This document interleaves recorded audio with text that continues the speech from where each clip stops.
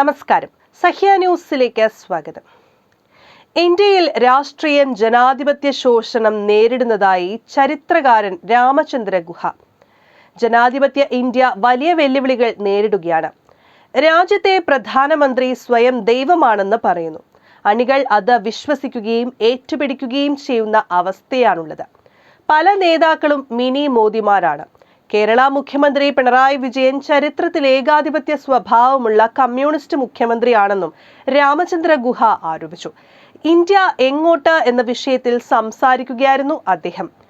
India നേരിടുന്ന വെല്ലുവിളികളിൽ ഒന്ന് നേതൃബിംബമാണെന്ന് സൂചിപ്പിച്ചുകൊണ്ടാണ് അദ്ദേഹം പിണറായിക്കെതിരെ സംസാരിച്ചത്. പിണറായി വിജയൻ ചിലപ്പോൾ മുണ്ടുടുത്ത മോദിയായി മാറിയേക്കാം. EMS നായനാർ, ജ്യോതി ബസു, മാണിക് സർക്കാർ എന്നിവരെ മുൻനിർത്തിയാണ് പറയുന്നതെന്നും അദ്ദേഹം പ്രഭാഷണത്തിൽ ചൂണ്ടിക്കാട്ടുന്നു. പിണറായി വിജയനെ കൂടാതെ പശ്ചിമ ബംഗാൾ മുഖ്യമന്ത്രി മമതാ ബാനർജിയെയും ഡൽഹി മുഖ്യമന്ത്രി അരവിന്ദ് കെജ്രിവാളിനെയും ഒഡീഷ മുഖ്യമന്ത്രിയായ നവീൻ പട്നായിക് എന്നിവരെ പേരെടുത്ത് പറഞ്ഞായിരുന്നു വിമർശനം. മോദി ലോകത്തെ ഏറ്റവും വലിയ രാഷ്ട്രീയ ബിംബമായി മാറുകയാണ്. ഇവിടെ നിങ്ങളുടെ മുഖ്യമന്ത്രിയും അത്തരത്തിലൊരു ബിംബമാണ്.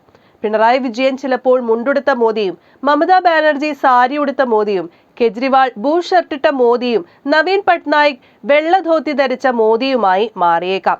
ഇന്ത്യ ചരിത്രത്തിലെ ഏറ്റവും വലിയ ഏകാധിപത്യ സ്വഭാവമുള്ള കമ്മ്യൂണിസ്റ്റ് മുഖ്യമന്ത്രിയാണ് പിണറായി വിജയൻ, രാമചന്ദ്ര ഗുഹ പറയുന്നു. മമതയും ജഗൻമോഹനും ഏകാധിപത്യ സ്വഭാവം പ്രകടിപ്പിക്കുന്നവരാണെന്നും അദ്ദേഹം പറയുന്നുണ്ട്. നേതൃബിംബത്തെ കൂടാതെ കുടുംബാധിപത്യവും ഭരണഘടനാ സ്ഥാപനങ്ങൾക്ക് മേലെയുള്ള അധികാര പ്രയോഗവും നയങ്ങളിലെ അസമത്വവും രാജ്യം നേരിടുന്ന വെല്ലുവിളിയായി രാമചന്ദ്ര ഗുഹ ചൂണ്ടിക്കാട്ടുന്നു. അഭിഭാഷകരുടെയും ഡോക്ടർമാരുടെയും മക്കൾ അഭിഭാഷകരും ഡോക്ടർമാരുമാകുന്നത് പോലെ നേതാക്കളുടെ മക്കളും നേതൃത്വത്തിലേക്ക് വരികയാണെന്നും അദ്ദേഹം കൂട്ടിച്ചേർത്തു. പ്രിയങ്ക ഗാന്ധി കോൺഗ്രസിൽ ചേരുമ്പോൾ തന്നെ പാർട്ടി ജനറൽ സെക്രട്ടറി ആക്കുകയാണ്. പ്രിയങ്ക, രാഹുൽ, സോണിയാഗാന്ധി എന്നിവർ പ്രധാന നേതാക്കളായി തുടരുമ്പോൾ ഞാൻ പ്രസിഡന്റായി നിൽക്കാം. എന്റെ മകന് കർണാടകയിൽ മന്ത്രിസ്ഥാനം നൽകണം, മരുമകന് ലോക്സഭാ ടിക്കറ്റ് വേണം എന്നതാണ് മല്ലികാർജുൻ ഖാർഗെയുടെ നിലപാട്, അദ്ദേഹം പറഞ്ഞു.